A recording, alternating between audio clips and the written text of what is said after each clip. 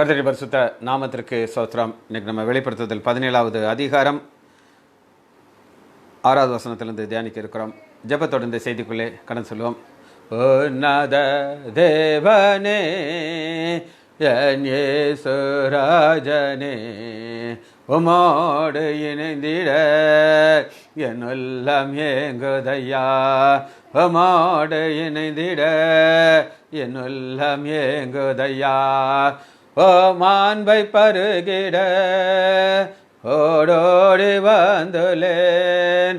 ஓ மாண்பை பருகிட ஓடோடி வந்துலேன். ஒமாக மாறிட உலகை மறக்கிறேன். ஒமாக மாறிட உலகை மறக்கிறேன். இரவெல்லாம் பகலெல்லாம் இதயம் உமக்காக துடிக்குதையா. நினைவெல்லாம் பேச்செல்லாம் நேசரே உம்மை பற்றித்தானே ஐயா. தேனிலும் இனிமையே, தெவிட்டாத அமுதமே. தேனிலும் இனிமையே, தெவிட்டாத அமுதமே. தேடியம் கிடைக்காத வாப்பற்ற செல்வமே. நான் தேடியம் கிடைக்காத வாப்பற்ற செல்வமே. இரவெல்லாம் பகலெல்லாம் இதயம் உமக்காக துடிக்குதையா. நினைவெல்லாம் பேச்செல்லாம் நேசரே உம்மை பற்றித்தானே ஐயா. பேரின்ப நதியிலே ஓய்வேன்றி மூழ்கனோம். பேரின்பக் கடலிலே ஓய்வேன்றி மூழ்கனோம். துதித்து மகிழனோம், தூயோனாய் வாழனோம். உம்மை துதித்து மகிழனோம், தூயோனாய் வாழனோம். மறுரூபமாக்கிடும் மகிமையின் மேகமே. மறுரூபமாக்கிடும் மகிமையின் மேகமே. அமுக சாயலை உருவாக்கம் தெய்வமே. அமுக சாயலை உருவாக்கம் தெய்வமே.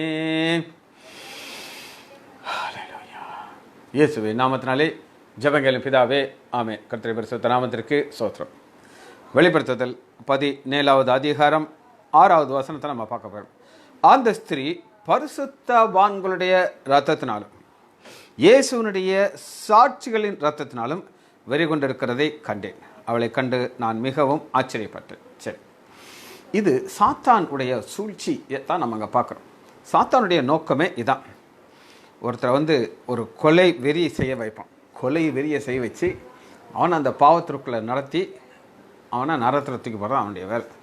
இப்போ நான் உங்களுக்கு ஒரு சம்பவத்தை சொல்ல போகிறேன். இது ரொம்ப என்னை அதிகமாக தொட்ட ஒரு சம்பவம். சரி, ஒரு ரயில்வே ட்ராக் கீப்பர் அப்படின்னு ஒருத்தர் இருப்பார். அவங்கள பேர் பாயிண்ட் கீப்பர் அப்படின்னு சொல்லுவாங்க. எந்த ட்ரெயின் எந்த தண்டவாளத்தில் போனால் சேஃபாக போகும், எதிர்த்து எந்த இடத்துல ட்ரெயின் வருதுன்னு அவங்களுக்கு தெரியும். அவங்களுக்கு அந்த சிக்னலை தான் அவங்க கரெக்ட் பண்ணிகிட்டே இருப்பாங்க. அப்படி ஒருத்தர் ரிட்டையர்ட் ஆக போகிறாரு. அவருக்கு ஒரு வக்கரமான ஒரு ஆசை. அவர் என்ன நினைக்கிறாருன்னா, இந்த போஸ்ட்டை எனக்கு போட்டிருக்கிறது ஆக்சிடெண்ட்டே ஆகாமல் காப்பாற்றுறதுக்கு. தூரம் என் வாழ்க்கையில் நான் ட்ரெயின் ஆக்சிடெண்ட்டை நான் பார்த்ததில்லை, எனக்கு பார்க்கணுன்னு ரொம்ப ஆசையாக இருக்குது அப்படின்னு சொல்லி சாத்தான் இந்த ஒரு ஐடியாவை அவர் இருதயத்தில் தூக்கி போட்டான். இவருக்கு ஒரே ஆசை, நீ ரிட்டையர்ட் ஆகிடுச்சுன்னா நமக்கு இந்த வேலை இருக்காது, அதுக்கு முன்னாடி ஒரு ஆக்சிடெண்ட்டை நம்ம பார்க்கணும் அப்படின்னு சொல்லி அவர் முடிவு பண்ணிட்டார். முடிவு பண்ணிவிட்டு ஒரு நாள் அங்கே ரயில்வேலேயே சீனியர் மோஸ்ட் டாப் ரேங்கில் ஒருத்தர் அந்த ட்ரெயின் அது வழியாக போகுதுன்னு சொல்லி அவருக்கு ஒரு நியூஸ் வந்துருச்சு. எல்லோரும் அலர்ட்டாக இருக்கணும் அப்படின்னா வந்துருச்சு. அவங்களுக்கு ரொம்ப காமன் கண்டிஷன். அவர் எவ்வளோ பெரிய ஆஃபீஸரோ அவருக்கு மட்டும் ஒரே ஒரு கம்பார்ட்மெண்ட், ஒரு ட்ரெயின். இப்படி எங்கேயாவது நீங்கள் கேள்விப்பட்டிருக்கீங்களா? அவர் அவ்வளோ பெரிய senior officer, top officer, most powerful man. அவரும் அவர் குடும்பத்தில் வர்றாங்க. இது அவர் தெரிஞ்சிருச்சு. இவர் நினச்சார், பெரிய ட்ரெயின் ஆக்சிடென்ட் ஆகிறதுக்கு ஒரே ஒரு கம்பார்ட்மெண்ட் தானே, இதை நம்ம பண்ணுவோம், நம்ம தான் ரொம்ப நாளாக திட்டம் போட்டிருந்தோமே, இதான் ரைட் டைம் அப்படின்னு சொல்லி அவர் முடிவு பண்ணிட்டார். முடிவு பண்ணிவிட்டு அந்த பர்டிகுலர் ட்ரெயின் எப்போ வருதுன்னு சொல்லி அவருக்கு நியூஸ் வந்துருச்சு. இவருக்கு அந்த ஒரு வெறித்தனமான ஒரு கொலை வெறி அவருக்குள்ளே வந்துருச்சு. இவர் என்ன பண்ணார், அந்த ட்ரெயின் எந்த ட்ராக்கில் போகணுங்கிறத அவருக்கு தெரியும். ஆனால் லாஸ்ட் மினிட்ல என்ன செஞ்சிட்டார், டக்குன்னு மாற்றிட்டார். மாற்றி எதிர்த்து ஒரு பெரிய ஒரு குட்ஸ் ட்ரெயின் வருது, அதை வந்து ஹெட் டு ஹெட் கொலாப்ஸ் பண்ண வச்சிட்டார். வச்சா அப்படியே அந்த பெட்டி செதறி அப்படியே அங்கங்கே போய் விழுகுது. அதுலேருந்து அந்த ஆஃபீஸர், அவர் மனைவி, பிள்ளைகளெல்லாம் மறித்து போயிட்டாங்க. ஆனால் ஒரே ஒரு குட்டி ஆண் பிள்ளை மட்டும் ஒரு ஓரமாக தூக்கி அடிக்கப்பட்டு ஒரு புதர்லேருந்து அழுதுட்டு கிடக்குது. இவர் பார்த்தாரு, என்னடா எல்லாம் செத்து போங்கன்னா ஒத்த பிள்ளை மட்டும் தப்பிச்சுக்கிடுச்சு அப்படின்னு சொல்லி இவர் அந்த பிள்ளையை போய் பார்க்குறாரு. அழகான ஒரு ஆண் குழந்தை அப்படியே கையை ஆட்டி அழுதுகிட்டே கிடக்குது. இவருக்கு அந்த பிள்ளையை தூக்கி எடுத்தார். மர்சி ராஜசேகரன் அக்கா, சம்மந்தியம்மா பிரைசலாட், முத்துமுருகன் பிரதர் பிரைசலாட். அந்த குழந்தைய தூக்கி எடுக்கிறாரு. தூக்கி எடுத்து சுற்றி பார்க்குறாரு. எல்லாம் அந்த அம்மா அப்பா அந்த பெட்டிக்குள்ளே யார் இருக்காங்க எல்லோரும் செத்து போயிட்டாங்க. இந்த குழந்தைய மட்டும் தூக்கி எடுத்தார். எடுத்துகிட்டு சரி இந்த பிள்ளைக்கு ஏதோ ஒரு விசேஷமான ஒரு பவர் இருக்குது போல இருக்குது. ஜெயந்தி அக்கா, சம்மந்தியம்மா பிரைசலாட். இந்த பிள்ளைய நம்ம என்ன செய்யலாம்னு யோசிக்கிறார். இவருக்கு வளர்க்குறதுக்கெல்லாம் ஐடியா கிடையாது. பக்கத்தில் ஒரு சர்ச் இருக்குது. அந்த சர்ச்சுக்கு அந்த பிள்ளையை தூக்கிட்டு போகிறார். குட்டி குழந்தை, ஆண் குழந்தை. அங்கே போய் மணி அடிக்கிறார். டேங் டேங் டேங் டேங் டேங்னு அடிச்சுட்டு அந்த பிள்ளையை வச்சுட்டு ஓரத்தில் போய் ஒளிஞ்சிக்கிட்டு இருக்கார். அப்போ அந்த ஃபாதர் வர்றாரு. கதவை திறந்து பார்த்தோன்னா ஒரு குட்டி ஆண் குழந்தை இருக்குது. இவர் நினச்சாரு ஏதோ யாரோ குழந்தைய போட்டு போயிட்டாங்கன்ட்டு அந்த குழந்தைய தூக்கிட்டு போய் அழகாக அந்த பிள்ளையை வளர்க்குறாரு. வளர்த்து அவர் ஒரு பாஸ்டாக அந்த பையனை வளர்த்துட்டார். வளர்த்து ஒரு பெரிய ஒரு சிட்டியில் அவன் ஒரு இன்சார்ஜ், ஒரு சர்ச், அந்த அளவுக்கு அவரை ஒரு நல்ல ஒரு ப்ரொமோஷன் கொடுத்து வளர்த்துட்டார். அந்த அந்த பாஸ்டருக்கு என்ன ஒரு ஊழியம் அப்படின்னா, ஸ்பெஷல் ஊழியம். அது எல்லோரும் செய்யக்கூடிய ஊழியம் கிடையாது. ஒரு ஹாஸ்பிட்டல் அட்டாச்சாக இருக்கும் அவருக்கும். அந்த ஹாஸ்பிட்டலில் யாராவது மரண தருவாயில் இருந்தாங்கன்னா, டெத் பெட்டில் இருந்தாங்கன்னா இவருக்கு ஃபோனில் கூப்பிடுவாங்க. அந்த நேரத்தில் இந்த வாலிபர் யங் மேன் போவார். போய் சுவிசேஷத்தை சொல்லுவார். சொல்லி மனம் திரும்ப வைப்பார். அவங்கள பரலோகத்துக்கு கொண்டு போகிறதுக்கு ஒரு உதவி செய்வார். அதாவது அவருடைய பெரிய ஊழியம். பலர் அது வழியாக அது மாதிரி வழி நடத்தியிருக்கார். அவர் ஒரு நாள் தூங்கிட்டு இருக்கார். தூங்கிட்டு இருக்கும்போது வெளியில் மழை அட்டி ஊற்றுது. அந்த நேரத்தில் ஃபோன் வருது ஹாஸ்பிட்டலேருந்து. அந்த நர்ஸ் சொல்கிறாங்க, இந்த மாதிரி ஒரு வயதான ஒருத்தர் டெத் பெட்டில் இருக்கார். அவர் திரும்ப திரும்ப ஒன்று தான் சொல்லிகிட்டு இருக்கார், நான் ஒரு பாவி, எனக்கு யாராவது ஜெபம் பண்ண மாட்டாங்களா, எனக்கு யாராவது ஜெபம் பண்ண மாட்டாங்களா, உதவி செய்ய மாட்டாங்களான்னு கேட்டுக்கிட்டே இருக்கார். ஐயா பாஸ்டர் ஐயா, நீங்கள் கட்டாயம் வந்து இந்த வயதானவருக்காக ஜெபம் பண்ணணும் அப்படின்னு சொல்கிறார். பாஸ்டர் சொல்கிறாரு, செல்வி அக்கா பிரைஸ்லாட், ஜெபந்தி அம்மா பிரைஸ்லாட். பாஸ்டர் சொல்கிறாரு, அம்மா வெளியில் வரவே முடியாதம்மா, அட்டி மழை ஊற்றிட்டு இருக்கு, நான் எப்படிமா வெளியே வர முடியும் அப்படின்னு சொல்லி.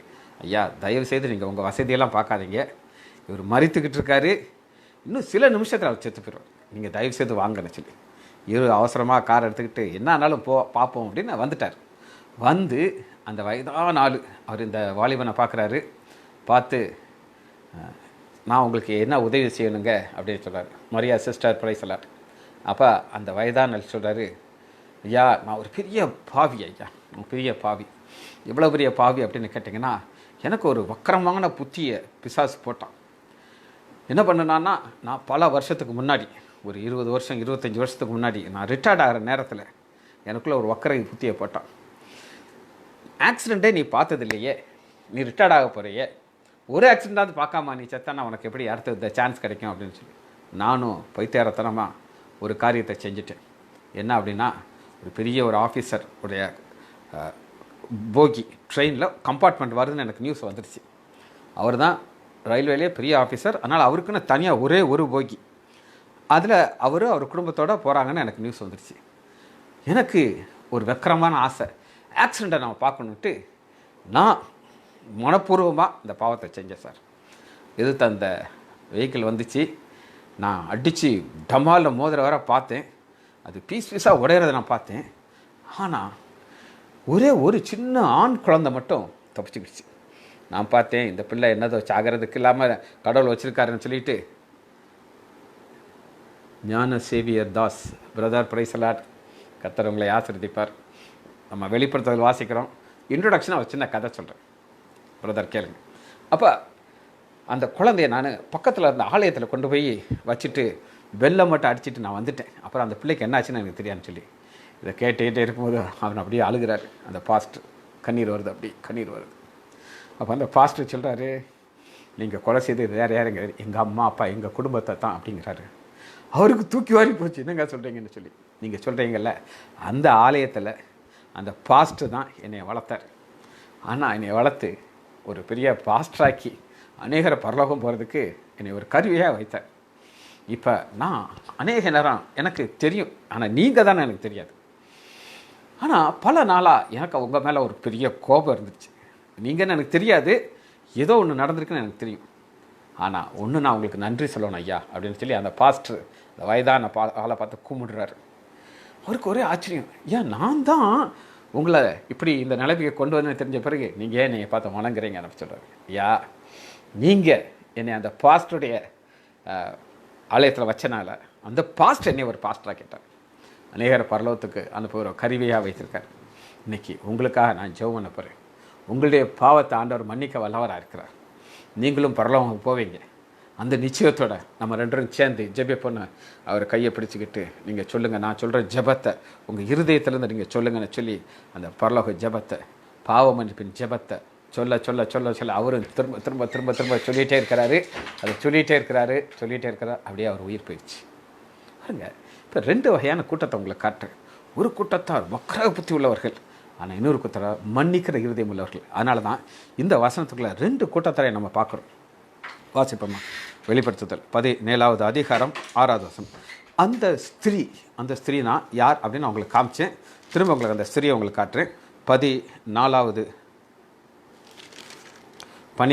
அதிகாரம் 9வது வசனத்தில் அந்த ஸ்திரியை நம்ம பார்க்குறோம். உலக மனைத்தையும் மோசம் போக்குகிற பிசாசு. இவன் நான் சொன்ன பார்த்தீங்களா, உலக மசத்தை. அப்போ இந்த அளவுக்கு இந்த வக்கர புத்தி எப்படி வந்துச்சு? பிசாசு போட்டது. என்னும் சாத்தான் என்னும் சொல்லப்பட்ட பழைய பாம்பாகிய பெரிய வலு சர்ப்பம் தள்ளப்பட்டது. இந்த வலு சர்ப்பத்தை நம்ம எங்கே பார்க்கலாம்னா 13வது அதிகாரம் 1 வசனத்தில் அடுத்த நபரை நம்ம பார்க்குறோம். அது யார் அப்படின்னு நீங்கள் கேட்டிங்கன்னா, பின்பு நான் கடற்கரை மணலின் மேல் நின்றேன். அப்பொழுது சமுத்திரத்திலிருந்து ஒரு மிருகம் எழும்பி வர கண்டேன். இது 7 தலைகளும். இது நம்ம பார்க்குற அந்தி கிறிஸ்து, ஆன்டி கிரைஸ்ட். 12வது அதிகாரம் 9வது வசனத்தில் சாத்தானை பார்க்குறோம். 13வது அதிகாரம் 1 வசனத்தில் அந்தி கிறிஸ்து. 13வது அதிகாரம் 16வது வசனம், பின்பு வேறு ஒரு மிருகம் பூமியிலிருந்து எழும்பி வர கண்டேன். அது ஒரு ஆட்டுக்குட்டிக்கு ஒப்பாக. ஆட்டுக்குட்டியானவர் யார்? ஆண்டவராக இயேசு கிறிஸ்து. இது கள்ள தீர்க்கதரிசி. இப்போ 3 நபரும் இணைந்து ஒரு ராஜ்யத்தை கட்டுகிறாங்க. அந்த ராஜ்யத்துக்கு பேர் மதம். தம்பி எபனேசர், பிரைஸ் லார்ட். ரிலிஜியன், மதம்ங்கிற ஒரு காரியத்தை கொண்டு வர்றாங்க. அதைத்தான் 17வது வசனத்தில் நம்ம பார்க்குறோம். ஒரு மதத்தை, பாபிலோன் மதம் அப்படின்னு நம்ம பார்க்குறோம். வாசிப்போமா. 6வது வசனம். அந்த ஸ்திரீ. இப்போ உங்களுக்கு ஸ்திரீ நான் யாரை புரிஞ்சுக்கிச்சா உங்களுக்கு? ரைட். பரிசுத்தவான்களுடைய இரத்தத்தாலும். பரிசுத்தவான்களுடைய ரத்தம் அப்படின்னா என்ன அப்படின்னு நீங்கள் கேட்டிங்கன்னா, ஆண்டவருடைய பிள்ளைகளை கொலை செய்கிறது அவனுடைய பெரிய நோக்கம். ஆண்டவருடைய பிள்ளைகளை கொலை செய்கிறது அவனுடைய நோக்கம். இதை நம்ம ஆண்டவராக இயேசு கிறிஸ்து இதுக்கு ஒரு அவருடைய இதை என்ன சொன்னார் அப்படின்னு உங்களை காட்டுறேன். மத்தேயு 23வது அதிகாரத்தில் நம்ம பார்க்கலாம். மத்தேயு பழைய ஏற்பாட்டில் உள்ள பரிசுத்தவான்களுடைய மரணம் 23:35 நீதிமானாகிய ஆபேல் ரத்தம். பார்த்தீங்களா, கொலைபாதகன், மனுஷ கொலைபாதகன் அவன் ஆண்டோடைய பிள்ளைகளை எங்கேருந்து கொலை செய்ய ஆரம்பிக்கிறான் அப்படின்னு கேட்டிங்கன்னா, நீதிமானாகிய ஆபேலின் ரத்தம் முதல் தேவாலயத்தின் பலிபீடத்துக்கு நடுவே நீங்கள் கொலை செய்த. இவங்க அப்போ இருந்தாங்களா இல்லையா? இவங்க கிடையாது, இவங்க இல்லை அப்போ. ஆனாலும் இவங்க யாருடைய கண்ட்ரோலில் இருக்காங்கன்னா, சாத்தானுடைய கண்ட்ரோலில் இருக்கிறாங்க. சரி, நீங்கள் கொலை செய்த பாக்கியாவின் குமாரனாகிய சகரியாவின் இரத்தம் வரை பூமி மேல் சிந்தப்பட்ட நீதிமான்களுடைய இரத்த பலி உங்கள் மேல் வரும்படி இப்படி செய்து.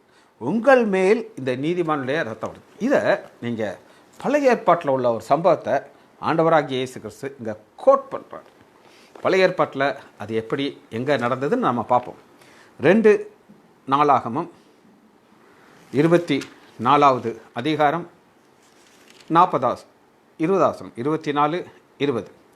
அப்பொழுது தேவனுடைய ஆவி ஆசாரியனாகிய யோத்தாவின் குமாரனாகிய சகரியாவின் மேல் இறங்கினால் அவன் ஜனத்துக்கு எதிரே நின்று, நீங்கள் பார்த்தீங்களா, இந்த தீர்க்கதரிசிகளுக்கு பார்த்தீங்கன்னா ஆண்டவர் இதை பேச சொல்லுவார்.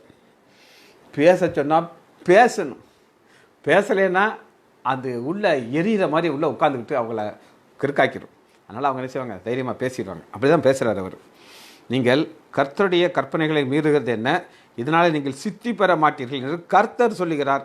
நீங்கள் கர்த்தரை விட்டு விட்டதினாலே அவர் உங்களை கைவிடுவார். எச்சரிப்பின் வார்த்தையை கிளியராக சொல்கிறார். அதனாலே அவர்கள் தீர்க்கதரிசிக்கு விரோதமாக கட்டுப்பாடு பண்ணி கர்த்தருடைய ஆலயத்தின் பிராகாரத்தில் ராஜாவுடைய கற்பனையின்படி அவனை கல்லெறிந்து கொன்றார்கள். ஒரு தீர்க்கதரிசி முடிவு பார்த்தீங்களா, ஜானகி அம்மாள் பிரைசலார். அப்படியே அவனுடைய தகப்பனாகிய யோத்தா தனக்கு செய்த தயையை ராஜாவாகிய யோவாஸ் நினையாமல். இது என்ன அப்படின்னு கேட்டிங்கன்னா, இந்த ராஜா குட்டி பையனாக இருக்கும்போது இவனை வளர்த்தது இந்த தீர்க்கதரிசியுடைய அப்பா. சரியா? இந்த தீர்க்கதரிசி அப்பா உயிரோடு இருக்கிற வரை இவர் ஒழுங்காக இருந்தார். ராஜா அப்பா செத்து பண்ண உடனே கண்ட்ரோல் போயிடுச்சு. இன்றைக்கி தகப்பனாருடைய கண்ட்ரோல் போகும்போது மக்கள் இஷ்டத்துக்கு என்ன செய்வாங்க, ஆட ஆரம்பிச்சிருவாங்க. ஒரு கதையை நான் உங்களுக்கு சொல்கிறேன். இதுக்கு சம்மந்தமாக இருக்கா இல்லையான்னு தெரியாது. வாணி சிஸ்டர் பிரைஸ்லார், வாணி பாப்பா, சிஸ்டர் கிடையாது, பாப்பா. ஒரு அப்பா, அந்த அப்பாவுக்கு பையன் மேலே அவ்வளோ ஒரு அன்பு, அப்படி ஒரு அன்பு. ஆனால் அந்த பையன் பயங்கர தருதலையாக வளர்ந்துட்டுருக்கான், பயங்கர தருதலை. சொல்கிறாரு, அரே நீ இப்படி இருந்தானா அப்பா செத்த பிறகு இன்னைக்கு நாசமாக போயிடுவாடா அப்படின்னு சொல்லி. அவன் பையன் கோடீஸ்வரன் பையனா வந்துடுறான். எப்பா நீ செத்தா நீ சொல்கிற இல்லை, நீ அதை செய்யுப்பா. எதை செய்யி? சாவு. நீ செத்தா தானே நான் என்ன வேணும் எனக்கு தெரியும் அப்படின்னு சொல்லி அப்பாவை சாகுங்கிறான். ஏன்னா அப்பா சும்மா இருக்க மாட்டார் பார்த்தீங்களா, அட்வைஸ் பண்ணிகிட்டே இருப்பார். அப்பா சொன்னார், தம்பி அப்பா உன்கிட்ட ஒரே ஒரு ரிக்வெஸ்ட் மட்டும் வைக்கிறேன். என்னது? ஒரே ஒரு ரிக்வெஸ்ட். என்ன அப்படின்னு கேட்குறான். அவ லக்கலாக கேட்குறான். இவன் சொல்கிறான், அப்பாவுக்கு வயசாகிடுச்சப்பா, கொஞ்ச நாள் நான் செத்து போயிடுவேன். இவ்வளவு சொத்தும் உனக்கு தான் சேரும். இவ்வளவோ ஃப்ரெண்ட்ஸ் கூட நீ இருக்க, நீ நினைக்கிற இவங்கெல்லாம் உன்னை பெருசாக தூக்கி தலையில் வைப்பாங்கன்னு சொல்லி. ஆனால் எல்லா சொத்தும் அழிஞ்ச பிறகு நீ ரோட்டுக்கு வருவ பார்த்தியா, அந்த நேரம் உனக்கு செத்து போகணும் போல் இருக்கும். எப்படி இருக்கும்? அப்போ அப்பா சொல்கிற இடத்துல போய் நான் தூக்கு போடுறதுக்கு ஒரு ரெடியாக ஒன்று வச்சுருக்கேன். அப்பாவுடைய கடைசி ஆசை அதான்ப்பா. அந்த மாதிரி ஒரு சூழ்நிலை வந்துச்சுன்னா, நல்லா கேட்டுக்கோ, வந்துச்சுன்னா நீ அங்கே போய் தூக்கு போட்டு சாக்கணும் அப்படின்னு சொல்லி. இவனுக்கு ஒரே கிறுக்கு. அப்போ நீ லூசுடா, நீ லூசுனா லூசு, இப்படி ஒரு லூசு நான் உலகத்திலே பார்த்ததில்லை அப்படிங்கிறான். சரி எங்கே பாருப்பா, நான் உன்னை கஷ்டப்பட்டு வளர்த்தேன், ஒரு நாள் என் வார்த்தையை கேட்கல, ஆனால் கடைசியாக இந்த ஒரு ரிக்வெஸ்ட் மட்டும் நான் உனக்கு வைக்கிறேன் அப்படிங்கிறேன். சரி சாகு, அப்புறம் நான் பார்த்துக்கிறேன் அப்படிங்கிறேன். அப்பா ஒரு நாள் மறிச்சிட்டாரு. ஒரே குஷியும் இருக்குது, கோடி கோடி கோடி சொத்து இருக்குது. எவ்வளோ நாளைக்கு அது வரும்? அப்பா சொன்னாப்புல ஒரு நாள் எல்லா சொத்தும் அழிஞ்சு போச்சு. அழிஞ்சு பண்ணால் ஃப்ரெண்ட்ஸ் எல்லாம் பறந்தே போயிட்டாங்க. இவனுக்கு சாப்பாட்டுக்கு வழி இல்லை. அன்னைக்கு உட்காந்துருக்கும்போது யோசிக்கிறான், அப்பா எவ்வளோ அழகாக சொன்னார், சரி அப்பாவோட இந்த கடைசி ஆசையாவது நம்ம நிறைவேற்றோம் அப்படின்னு சொல்லி அவன் போய் பார்க்குறான். அந்த அறையில் ஒரு தூக்கு கயிறு தொங்கிட்டு இருக்கு. பெரிய வீடு, அவங்க வீடு. அவர் சொன்னார்ல, தொங்கிட்டு இருக்கு. எல்லாம் போயிடுச்சு, ஒன்றுமே இல்லை. அந்த கடைசியாக அந்த வீடையும் விற்கணும், அந்த வீட்டை விட்டு போகணும்.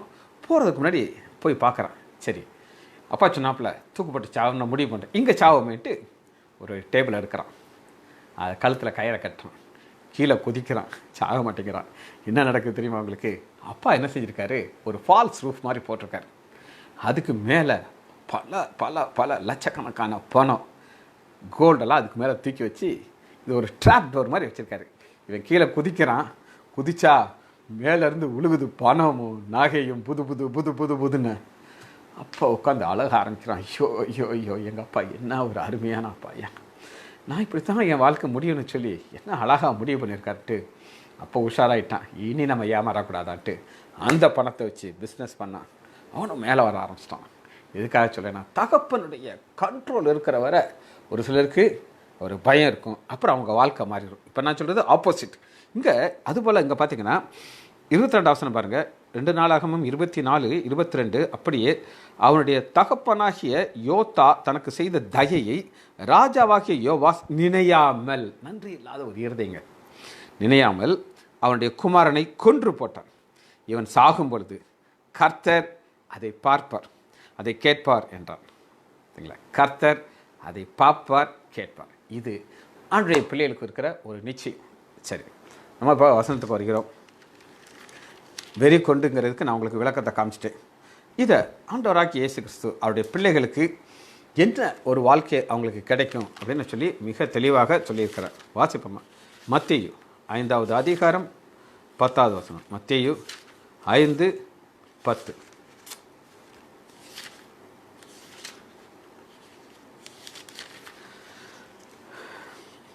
நீதி நிமித்தம் துன்பப்படுகிறவர்கள் பாக்கியவான்கள், பரலோக ராஜ்யம் அவர்களுடைய. அழகாக இருக்கு. நீதி நிமித்தம் துன்பப்படுகிறவர்கள் பாக்கியவான்கள். ஆண்டவராகிய இயேசு கிறிஸ்து என்ன அழகா என்னையை பின்பற்றினா உனக்கு என்ன கிடைக்குங்கிறது தெளிவாக சொல்கிறோம். அடுத்த வசனம் பாருங்கள், இன்னும் தெளிவாக பேசுகிறாரு பாருங்கள். என் நிமித்தம் இங்கே இந்த வசனத்தை பாருங்கள். அவருடைய ரத்தம், அவருக்காக ரத்தம் சிந்தவங்களை குறித்து தீர்க்க தரிசனமாக ஆண்டவராகிய இயேசு கிளியராக சொல்லிட்டார். பார்த்தீங்களா?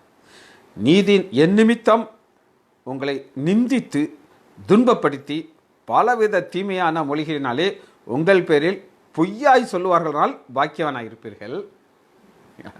இதை விட தெளிவாக இருக்காது சொல்ல முடியுமா? சந்தோஷப்பட்டு களி கூறுங்கள், பரலோகத்தில் உங்கள் பலன் மிகுதியாக இருக்கும். அப்போ இன்றைக்கி 2 வகையான அக்கௌண்ட் நமக்கு இருக்குங்க. இந்த பூமியில் வாழும் பொழுது பாடுகள் இருக்கும், கஷ்டங்கள் இருக்கும், வேதனை இருக்கும். ஆனால் அதை நீங்கள் சகிச்சு ஆண்டவருக்காக நீங்கள் ஒரு சந்தோஷமான ஒரு வாழ்க்கையை வாழ்ந்தீங்கன்னா உங்களுக்கு பலன் எங்கே இருக்குன்னா பரலோகத்தில் உங்கள் பலன் மிகுதியாக இருக்கும். மிகுதினானது ஏகப்பட்ட அளவு பரலோகத்தில் உங்களுக்கு ஆண்டவர் ஆசீர்வாதத்தை உங்களுக்கு கொடுப்பார். இந்த வசனத்தை நீங்கள் எவ்வளவு தியானித்து பார்க்குறீங்களோ, தியானிக்கிறதுனா என்னதுங்க, இது உங்கள் இருதயத்துக்குள்ளே வரணும், உங்கள் சிந்தைக்குள்ளே வரணும். ரைட், ஐ ஆம் ரெடி அப்படின்னு சொல்லி ஒரு அக்செப்டன்ஸோடு நான் வாழ்க்கையை நீங்கள் வாழணும். ரைட், வாசிப்போமா? திரும்ப அந்த வசனத்தை நான் வாசிக்கிறேன். 6வது வசனம், வெளிப்படுத்துதல் 17:6. அந்த ஸ்திரீ, அந்த தரிசனா 3 பேர் இணைந்தது அந்த ஸ்திரீ. அதை எப்படி நீங்கள் பார்க்கலான்னா 3வது வசனத்தில் பாருங்கள். அந்த மிருகத்தின் மேல் ஒரு ஸ்திரீ ஏறி இருக்கு. மிருகத்தின் மேல், அந்த மிருகம் யார் உங்களுக்கு சொன்னேன்? அந்தி கிறிஸ்து, கள்ள தீர்க்கதரிசி.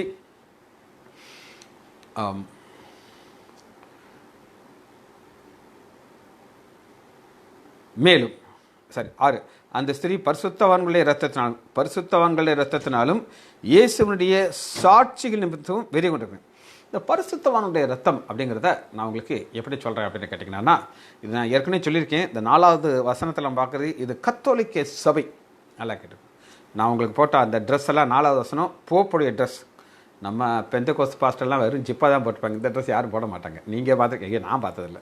அப்போ அந்த மக்கள் என்ன செய்தார்கள் அப்படின்னு நான் உங்களுக்கு சொல்கிறேன். இது சரித்திர சம்பவங்க. நான் கற்பனை கதையில் தயவு செய்து சொல்கிறேன்னு நினைக்காதீங்க. அவங்களுக்கு ஒரு பெரிய ஒரு செலவு வந்துச்சு. ரோமில் அவங்க வேட்டிகன், அதான் அவங்களுடைய தலைமை. அங்கே ஒரு தேவாலயத்தை இன்றைக்கி இருக்குது. அந்த தேவாலயம் இருக்குது. அது நீங்கள் அதெல்லாம் பார்த்தீங்கன்னா உங்களுக்கெல்லாம் தலை சுற்றும். நான் அதனுடையது நிறையா ஃபோட்டோஸ் நான் பார்த்துருக்கேன். அதை அவங்களுக்கு கிட்டுறதுக்கு கோடிக்கணக்கான பணம் தேவையாக இருந்துச்சு. அவங்க என்ன செஞ்சாங்க அப்படின்னு கேட்டிங்கன்னா,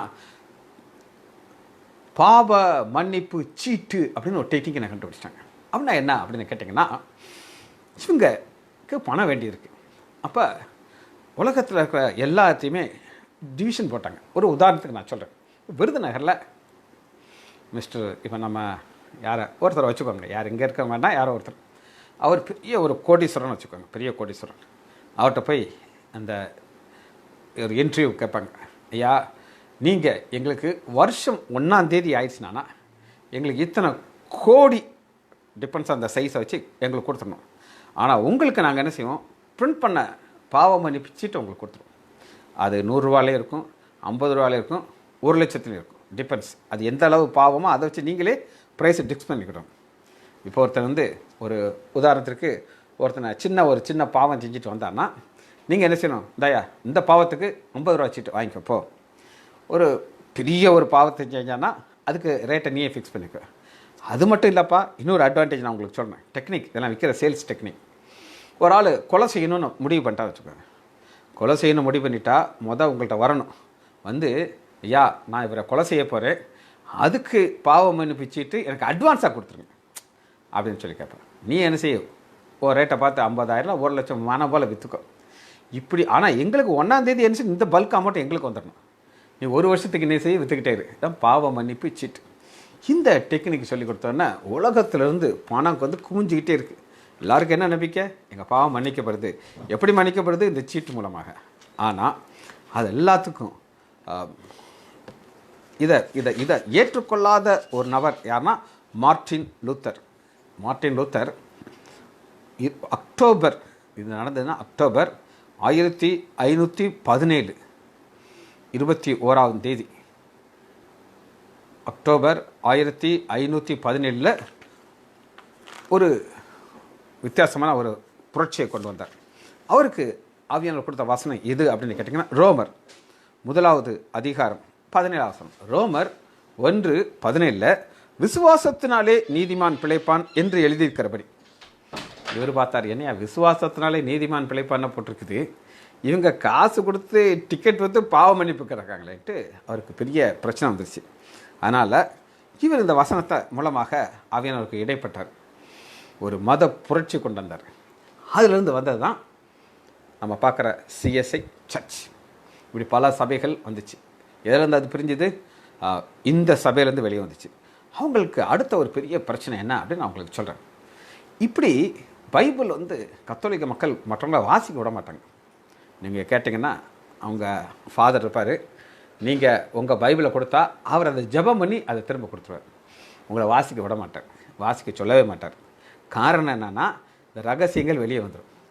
அது மாதிரி அன்னைக்கு இந்த லத்தீன் மொழியில் தான் பைபிள் இருந்துச்சு. நம்ம மொழியில் எங்கேயுமே யார்ட்டையுமே பைபிள் கிடையாது. Bible translation was prohibited. யாராவது ஒருத்தர் வந்து பைபிளை மொழிபெயர்த்தாக்குனா அது மரண தண்டனை அதுக்கு லெஸ்ஸாக கிடையாது. ஆனால் ஆண்டவர் ஆயிரக்கணக்கான மக்களை எழுப்பி விட்டார். ஒவ்வொருத்தரும் அதை உட்காந்து என்ன செய்கிறாங்க? டிரான்ஸ்லேட் பண்ணாங்க. அதனால் மரித்தவர்களுடைய நம்பர் நான் ஒரு புத்தகத்தில் வாசித்து சொல்கிறேன், கரெக்டாக தெரியலை. ஆனால் அவர் சொல்லியிருக்கார், அது ஸ்டாண்டர்ட் புக், சும்மா கதை கிடையாது. அது உலக யுத்தத்தில் எத்தனை பேர் மரித்தாங்களோ அதை விட அதிகமான மக்களை இவங்க கொலை செஞ்சுருக்காங்க. பிரதர் ஸ்டான்லி அவர் இதில் சொன்னார், உலக யுத்தத்தில் எத்தனை பேர் மரித்தாங்களோ அதை விட அதிகமாக மக்கள் கொலை செய்யப்பட்டார்கள். அதனால் அந்த வசனம் எவ்வளோ தெளிவாக சொல்லுதுன்னா, மேலும் ரகசியம் 5வது வசனத்தை வாசிக்கிறேன். மகா பாபிலோன் வேசிகளுக்கும் பூமியின் அருவருப்புக்கும் தாய் என்ற நாமம் அவர் நெற்றியில் இருந்தது. நம்ம நாமத்தை உங்களுக்கு நான் நேற்று சொன்னேன். 6வது அந்த ஸ்திரீ, அதாவது ஆண்டவர் வெறுக்கிற ஒரு சபை, ஆண்டவர் நேசிக்கிற சபையை நான் உங்களுக்கு காமிச்சேன். புதுசாக ஒரு சிலர் வந்திருக்காங்க, அவங்களுக்கு இதை நான் காமிச்சிடுறேன். வெளிப்படுத்துதல் 12வது அதிகாரம் 1 வசனத்தில் ஒரு ஸ்திரியை பார்க்குறோம். அந்த ஸ்திரீ என்ன செய்கிறா அப்படின்னா, சூரியனை அணிந்திருந்தால் அவள் பாதத்திற்கு கீழே சந்திரன் இருந்தது. அதுக்கு ஒளி கிடையாது. நம்மெல்லாம் ஆண்டவர்கிட்ட பெற்றுக்கொண்டு நம்ம உங்கள்கிட்ட சொல்கிறோம். அவளுடைய அட்வான்டேஜ்னா, சகல ஜாதியும் இரும்புக்கோள் ஆண் பிள்ளையை அவள் பெற்றாள். இது ஆண் பிள்ளைங்கிறது ஆண்டவராகி இயேசு கிறிஸ்து. சரி, இது ஒரு சபை. ஆனால் இங்கே நம்ம பார்க்குற சபை ஆண்டவர் வெறுக்கிற பாபிலோன் சபை. ரைட், இது ஆண்டவர் இதை வெறுக்கிறார். இதுக்கு ஆன்சர் 6வது வசனத்தை உங்களுக்கு வாசிக்கிறேன். நான் மிகவும் ஆச்சரியப்பட்டேன். நான் யார் சொல்லுங்கள்? யோவான் பார்க்கிறார். 7வது வசனம். அப்பொழுது தூதனானவன் என்னை நோக்கி, ஏன் ஆச்சரியப்படுகிறாய்? இந்த ஸ்திரீயுடைய ரகசியத்தையும் 7 தலைகளையும் 10 கொம்புகளையும் உடையதாக இருக்கிற இவளை சுமக்கிற மிருகத்துடைய ரகசியத்தை சுமக்கிறதா சப்போர்ட்டுங்க. நீங்கள் நினைக்கிறாப்புல ஒரு சில இந்து சாமிகள் பார்ப்பீங்க, ஒரு சிங்கம் இருக்கும், சிங்கத்துக்கு மேலே ஒரு சாமி உட்காந்துருப்பாங்க. அது கிடையாது. சுமக்கிறதுனா அந்த சப்போர்ட்டு தான், இவங்க தான் சப்போர்ட். அதுக்கு நேற்று உங்களுக்கு நான் மன்மோகன் சிங்கை உங்களுக்கு உதாரணமான சொன்னேன். அதுபோல் சுமக்கிறதுனா அந்த சப்போர்ட். ரைட். அப்போ இது வந்து ஃபால்ஸ் ரிலீஜன். இதில் ஒரு கனெக்ஷனை நம்ம பார்க்குறோம். அந்த கனெக்ஷனை நீங்கள் எப்படி பார்க்கலாம் அப்படின்னு கேட்டிங்கன்னா, அதனுடைய முடிவு நீங்கள் பார்க்கலாம். இது ஆச்சரிய பதில் 18வது வசனத்தில் உங்களுக்கு வாசிக்கிறேன். 17வது அதிகாரம் 18வது வசனம். நீ கண்ட ஸ்திரீயானவள் பூமியின் ராஜாக்கள் மேல் ராஜபாரியம் பண்ணுகிற மகாநகரமே. மகாநகரம்னா என்னன்னு சொல்லி கேட்டிங்கன்னா, பாபிலோன். அதை வந்து ஹெட் குவார்ட்டர்ஸாக வச்சுருக்காங்க. இப்போ ஒரு உதாரணத்துக்கு சொல்கிறேன். நமக்கு டெல்லி தான் மெயின் ஹெட் குவார்ட்டர்ஸ். இப்போ இந்த டெரரிஸ்ட் அட்டாக் வந்தால் விருதுநகரில் வந்து நோண்ட மாட்டாங்க. எங்கள் ஊர் பக்கத்தில் ஆமத்தூர்னு ஒரு ஊர் இருக்குது. உங்கள் எத்தனை பேருக்கு தெரியும்னு தெரியாது. அந்த ஆமத்தூரில் வந்து பாம்பு போட மாட்டாங்க. அவன் எங்கே அட்டாக் பண்ணுவான்னா டெல்லியில் தான் பாம்பு போடும். அதுவும் அங்கே இருக்கிற டாஜ் ஒரு பெரிய ஒரு ராயல் ஹோட்டலில் போய் தடன்னு உள்ளே போய் கொஞ்சம் பேரை கொன்று அவனுக்கு திருப்பிடும். அதாவது அவனுக்கு என்னென்னா எங்களால் உங்களை அட்டாக் பண்ண முடியும், அந்தளவுக்கு எங்களுடைய பவர் இருக்குன்னு காட்டுறதுக்கு. அவங்க ஜெயிக்கட்டாலும் இது அவங்களுடைய நோக்கம் இதுதான். அதனால தான் இங்கே அவங்க பார்க்குறோம், இங்கே நம்ம மகா நகரம்ங்கிறது மகா பாபிலோன், இது கிரேட் சிட்டி அப்படின்னு பார்க்குறோம். 5வது வசனத்தை வாசிப்போம். 17வது அதிகாரம் 5வது வசனம். மேலும் ரகசியம் மகா பாபிலோன். மகா பாபிலோன்கிறது கேபிட்டல் சிட்டி. இதுக்கு கேபிட்டல் சிட்டின்னு கேட்டிங்கன்னா அந்த மதத்திற்கு இவங்க தான் சப்போர்ட் பண்ணுறாங்க. மகா பாபிலோன் கிரேட் சிட்டி. அப்போ அவள் எங்கே இருக்கா வர்றா அப்படின்னு கேட்டிங்கன்னா அதுக்கும் ஆன்சர் பைபிளில் தான் இருக்குது. 5வது வசனம் பாருங்கள். பின்பு அவன் யார் தேவதூதன் என்னை நோக்கி அந்த வேசி உட்கார்ந்துருக்கிற தண்ணீரை கண்டாயே. இந்த தண்ணீர் எங்கே பார்க்குறோம்னா 17வது அதிகாரம் 1வது வசனம். 7 கலசத்தையும் அந்த 7 தூதர்களில் ஒருவன் வந்து என்னோடு பேசி, நீ வா, திரளான தண்ணீர் மேல் உட்கார்ந்துருக்கிற மகாவேசி. மகாவேசினா என்ன அர்த்தம் அப்படின்னு கேட்டிங்கன்னா ஒரு கடவுள் அவங்களுக்கு கிடையாதுங்க, பல கடவுள் அவங்க எடுத்துக்கிடுவாங்க. இந்து மக்களுக்கு அந்த ஒரு குணாதிசயம் இருக்குது. இப்போ எங்கள் ஆலயத்து வழியாக போகும்போது அநேகரை நான் பார்த்துருக்கேன், நின்று அப்படி கும்பிட்டுட்டு போயிடுவாங்க. நான் பார்த்துருக்கேன். அவங்களுக்கு எல்லா கடவுளும் அவங்களுக்கு ஒன்று தான். அவங்க பூஜை ரூமில் பார்த்திங்கன்னா பல கடவுளை வச்சுருப்பாங்க. அது நடுவில் ஏசியும் உள்ளே வச்சுருப்பாங்க. அவங்களுக்கு அது ஒரு பெரிய கஷ்டமே கிடையாது. இன்னொரு நடந்த சம்பவத்தை சொல்கிறேன். எனக்கு நம்ம அந்த செய்தி சொல்லும்போது இதை வாழ்க்கையோடு இணைத்து சொல்லத்தான் அது எனக்கு பிரயோஜனம். சும்மா சத்தம் போட்டு சொல்கிறவரை எனக்கெல்லாம் தெரியாது. எங்கள் ஊரில் ஒரு டாக்டர், ஒரு பெரிய டாக்டர், என்னுடைய தெரிஞ்ச ஒரு பேஷண்ட் அவங்க ஹாஸ்பிட்டலில் அட்மிட் ஆகி ஆப்ரேஷனுக்காக காத்துட்டு இருந்தாங்க. பண்ணிட்டாங்களா எனக்கு சரியா ஞாபகம் இல்லை. இப்போ எனக்கு நியூஸ் கிடச்ச உடனே அவர் ஒரு ஊழியக்காரர்.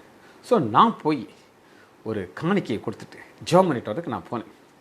நான் போனால் அதுக்குள்ளே அந்த டாக்டருக்கு நான் டாக்டரை பார்க்க போகிறேன், நேராக பேஷண்ட்டை பார்க்க ரூம் போயிட்டு என்னை பார்த்து அவர் கும்பிட்டு போட்டார். நான் அவர்கிட்ட காணிக்கை கொடுத்து ஜெபம் பண்ணிவிட்டு நான் வெளியே வர்றதுக்குள்ளே ஒரு நர்ஸ் வேகமாக வந்தா, நீங்கள் எங்கள் டாக்டர் உங்களை கூப்பிட்றாரு, நீங்கள் வந்து பேசிட்டு போகணுமா அப்படின்னு சொல்லி. நான் அந்த மாதிரி வேறு ஒரு ஆஸ்பத்திரி போனால் டாக்டரை போய் பார்க்க மாட்டேன். ஏன்னா அவர் பிஸியாக இருப்பார். நான் உட்காந்து அரட்டை அடிச்சிருந்தேன், வெளியில் இருக்கலாம். இந்த டாக்டருக்கு புலப்பலாமல் இருக்காயா, எங்களுக்கு பாரு உட்காந்து பேச, எங்களுக்கு லேட்டாக அவங்க திட்டுவாங்க நம்மளை. யூஸ்வலாக நான் போய் டாக்டரை பார்க்க மாட்டேன். ஆனால் அவர் கூப்பிட்டாரு, அவர் வழியில் போய்த்தானும். இது நான் ரட்சிக்கப்பட்ட புதுசு. நான் அந்த டாக்டரை பார்த்து பேசிகிட்டு இருக்கேன். அவர் என்கிட்ட கேட்டார், டாக்டர் உங்களை பற்றி ஒரு நியூஸ் வருதே டாக்டர் என்னன்னு சொல்லி. அது தப்பாக எதுவும் நியூஸ் வருதா? நான் அப்போ எல்லாம் பார்த்தீங்கன்னா ஒரு டாக்டர் இந்த நிர்வாணமாக பேஷண்ட்டெல்லாம் ஃபோட்டோ விட்டு ரொம்ப பாப்புலரான நேரம் அது. அப்படியே என்னை பற்றி தப்பான நியூஸ் வருதா டாக்டர்னு கேட்டேன். இல்லை தப்பாக இல்லை, நீங்கள் என்னமோ அந்த ஹாஸ்பிட்டலில் ப்ரேயர் நடத்துகிறீங்களாமே, அது ஏன் டாக்டர் அப்படின்னு என்கிட்ட கேட்டேன். நான் ஹாஸ்பிட்டலில் ப்ரேயர் நடத்துகிறது இவருக்கு நியூஸ் வந்துருச்சு. நான் சொன்னேன், டாக்டர் நான் 2000 வர பாவத்தான் வாழ்க்கையை வாழ்ந்துட்டு இருந்தேன். இப்போ நான் மனம் திரும்பினேன், ஆண்டவர் என்னை புது வாழ்க்கையை கொடுத்துருக்காரு, அதை மற்றவங்களுக்கு சாட்சியாக சொல்கிறதுக்கு நான் இங்கே வந்து ஜெபம் பண்ணுறேன் டாக்டர். அடுத்து நீ அதோட விட்டுருக்க வேண்டியதுனே. ஏன் டாக்டர் உங்கள் வீட்டில் இடம் இல்லையா ஜெபம் பண்ணுறதுக்கு, இங்கே வந்து ஜெபம் பண்ணிட்டு இருக்கீங்க அப்படின்னாரு. எங்கள் வீடு பார்த்திங்கன்னா பெரிய வீடு, எவ்வளோ இடம் வேணாலும் ஜெபம் பண்ணுற கடை இருக்குது. எனக்கு உள்ள லேசாக குத்திடுச்சு. நான் பையன் அவர்கிட்ட கேட்டேன், டாக்டர் நீங்கள் பாவம் செஞ்சுருக்கீங்களா அப்படின்னு நான் கேட்டேன். நீங்கள் போய் ஒரு டாக்டர்கிட்ட கேட்க முடியுமா? நீங்கள் கேட்க முடியாதான்னு நான் கேட்டுருவேன். ஏன்னா நான் டாக்டர், அதனால் எனக்கு ஒன்றும் பிரச்சனையே கிடையாது. அவர் சொன்னார், அவர் வெளிநாட்டில் இருந்தவர், அங்கே தான் ரொம்ப வருஷமாக இருந்தார். நான் அங்கே இருக்கும்போது நிறையா பாவம் செஞ்சேன் டாக்டர், இங்கேயும் விட முடிய மாட்டேங்குது, கன்றாவை செஞ்சுட்டே இருக்க வேண்டியிருக்கு அப்படின்னு சொன்னார். அடுத்து ஒரு கேள்வி கேட்டேன், டாக்டர் உங்கள் பாவங்கள் மன்னிக்கப்பட்டிருக்கா அப்படின்னு கேட்டேன். உங்கள் பாவங்கள் மன்னிக்கப்பட்டிருக்கான்னு கேட்டேன். அவர் இல்லை சார்ட்டார், என் பாவம் மன்னிக்கப்படலன்ட்டார். அவருடைய கன்சல்டேஷனில் பார்த்தீங்கன்னா பின்னாடி அத்தனை சாமி படம் வச்சுருக்காரு, இடம் இல்லாதபடி ஃபில்லப் பண்ணி வச்சுருக்காரு, சவுத்திர மாட்டி வச்சுருக்காரு.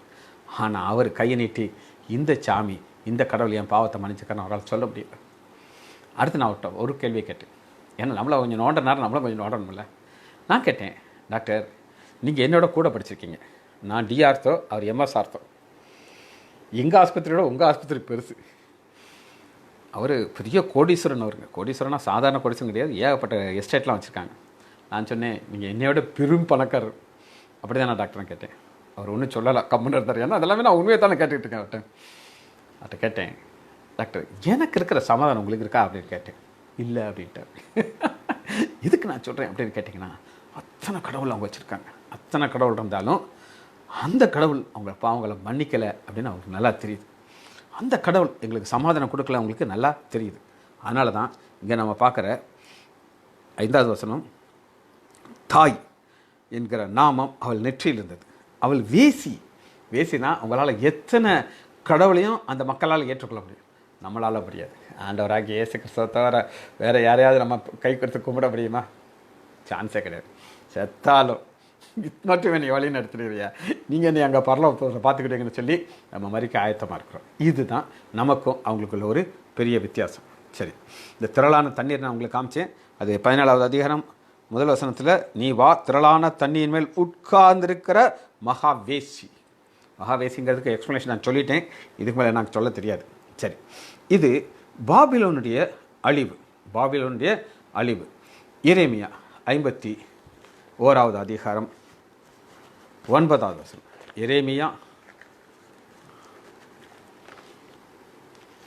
51:9.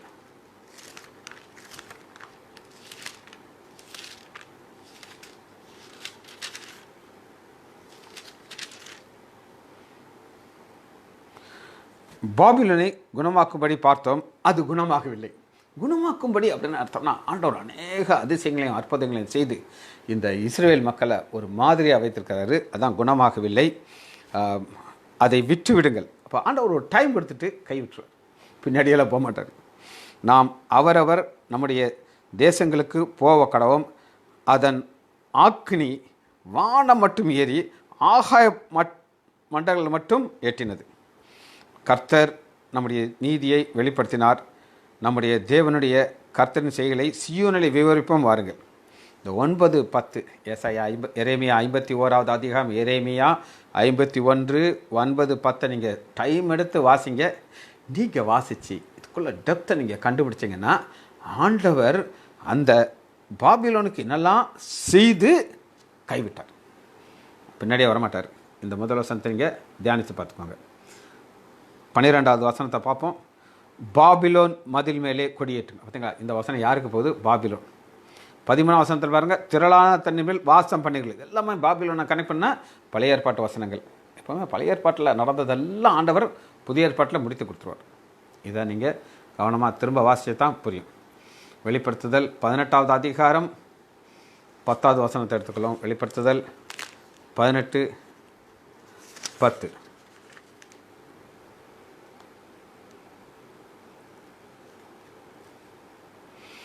அவளுக்கு உண்டான வாதையினாலே பயந்து தூரத்தில் நின்று, ஐயோ பாபிலோன் மகா நகரமே. பாபிலோன் மகா நகரம். நான் உங்களுக்கு சொன்னேன், இந்த 17வது அதிகாரம் 18வது வசனத்தில் மகா நகரம்னு சொல்லி போட்டிருக்கு. ஆனால் அந்த மகா நகரம் எதுன்னு உங்களுக்கு காட்டுறேன். அது பாபிலோன். பாபிலோன் இப்படித்தான் அழியும்னு சொல்லி எரேமியா சொன்னார். அது ஆண்டவர் நடத்தி கொடுக்க போகிறார். அதில் ஆண்டவருக்கு ஒரு பெரிய கஷ்டமே கிடையாது. 18வது வசனம், வெளிப்படுத்துதல் 18:18. அவள் மகா பாபிலோன் வேகிறதுனாலே உண்டான புகையை பார்த்து, இந்த மகா நகரத்திற்கு ஒப்பான நகரம் உண்டோ? பார்த்தீங்களா, கடைசி வசனத்தினுடைய விளக்கம். மகா நகரத்தை ஆண்டவர் என்ன செய்ய போகிறாரு? அழிக்கப் போகிறார். மதத்தை அழிக்கப் போகிறார். 2வது 21வது வசனத்தையும் வாசிப்போம். அப்பொழுது பலமுள்ள தூதன் பெரிய எந்திரக்கல்லை ஒரு கல்லை எடுத்து சமுத்திரத்தின் மேல் எறிந்து, இப்படியே பாபிலோன் மகா நகரம் வேகமாக தள்ளுண்டு. மகா பாபிலோன் வேகமாக அழிச்சிட போகிறார். பழைய ஏற்பாட்டில் சொன்னதை ஆண்டவர் நிறைவேற்ற வல்லவராக இருக்கிறார். இது அந்தி கிறிஸ்துடைய தலைநகர். யாரெல்லாம் நோட்ஸ் எழுதுறீங்களோ தயவுசெய்து எழுதிக்கோங்க. இது அந்தி கிறிஸ்துடைய கேபிட்டல் சிட்டி. வாசிப்போமா? ஒரு 7 வசனங்களை வேகமாக வாசிக்கணும். ஏசாயா 13வது அதிகாரம் 1வது வசனம். ஏசாயா 13:1. ஆமோத்சின் குமாரனாகிய ஏசாயா பாபிலோன் மேல் வர கண்ட பாரம். இப்போ பழைய ஏற்பாட்டு தீர்க்கதரிசிகளுக்கு பாரம் அப்படின்னு ஒன்று கொடுப்பாரு. பாரம்னா, ஷோ இப்படி இது ஒரு அழிவு வரப்போதே தெரியாமல் இது ஆட்டிக்கிட்டு கிடைக்க, இது மனம் திரும்பினா எவ்வளோ நல்லாயிருக்கும். நினைவே பட்டணத்திற்கு யோனாவை அனுப்பின மாதிரி இவங்களுக்கு ஆண்டவர் வெளிப்படுத்தி இது இவங்க மேலே வர இருக்கிற ஒரு அழிவு. 10வது வசனத்தை வாசிங்க. வானத்தின் நட்சத்திரங்களும் ராசிகளும் ஒளி கொடாது இருக்கும். இதெல்லாம் வரப்போகிறது. வெளிப்படத்தில் நம்ம எல்லாம் பார்த்து கொண்டது இதெல்லாம் நிறைவேறப்போகிறது. பாவத்தின் நிமித்தம் 16 வசனம், உலகத்தையும் அதன் அக்கிரமத்தையும் துன்மார்க்கத்தையும் நான் தண்டித்து. இப்போ பழைய ஏற்பாட்டில் ஆண்டவர் சொன்ன காரியங்கள் புதிய ஏற்பாட்டில் நிறைவேற போகிறது. ரைட். அதே 20 வசனத்தை வாசிங்க பார்ப்போம். இனி ஒருபோதும் அதில் ஒருவனும் குடியேற போகிறதில்லை. இன்றைக்கும் பாபிலோன், இப்போ 2 பாபிலோன் இருக்குதுங்க. நான் உங்களுக்கு நேற்றே சொன்னேன், 80 கிலோமீட்டர் தள்ளி ஒரு பாபிலோன் இருக்குது. அது இப்போ இருக்கிற பாபிலோன் திரும்ப கட்டப்பட்டது. அதனால் இந்த வசனத்தின்படி குடியேறப்படுவதில்லை, அதில் ஒருவனும் தங்கி தாபரிப்பதில்லை, அங்கே அரேபியன் கூடாரம் போடுவதில்லை, அங்கே மேய்ப்பர்கள் மந்தையை மறிப்பதில்லை. இது அப்படி தான் காலியாக தான் கிடக்குது. நீங்கள் போய் பார்த்தீங்கன்னா உங்களால் கண்டுபிடிக்க முடியும்.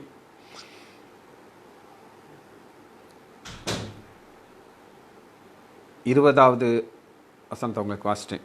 ரைட். 14வது அதிகாரம் 7வது வசனம். ஏசாயா 14:7. பூமி முழுவதும் இளைப்பாரி அமைந்திருக்கிறது, கம்பீரமாக வழங்குகிறார்கள். பூமி முழுவதும், நல்லா கேட்டுக்கோங்க, ஆண்டவர் செய்யக்கூடிய ஒரு காரியம். கேபிட்டல் சிட்டிங்கிறது ஒரு இடம், அங்கே அவனுடைய நெட்வொர்க் வச்சுருக்கிறான். ஆனால் அழிக்கும் பொழுது ஆண்டவர் எல்லாத்தையும் அழிச்சிடுவார். ஒரு இடத்த மட்டும் கிடையாது, பூமி முழுவதும்.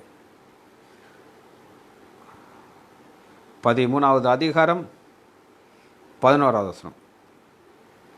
பாவத்தின் நிமித்தமும் உலகத்தையும் அக்கிரமத்தின் நிமித்தம் துன்மார்க்கையும் நான் தண்டித்து அகங்காரனுடைய பெருமையை ஒழிய பண்ணி. இந்த பெருமையை தான் ஆண்டவருக்கு எதிர்க்கு நிற்கிறார். அப்போ இன்றைக்கி பாபிலோன் 2 சிஸ்டத்தை அவன் வச்சுருக்குது.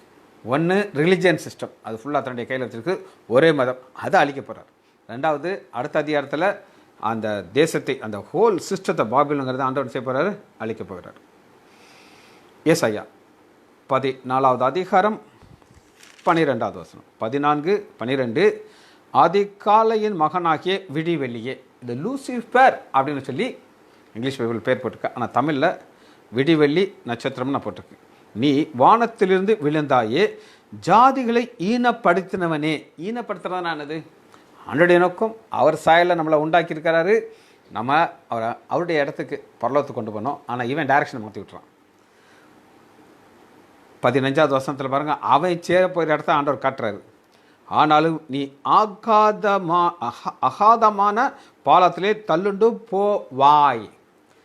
போவாய்னு சொல்லி சொன்ன தீர்க்கதரிசனம் நிறைவேறப் போகிறது. எரேமியா 51வது அதிகாரம்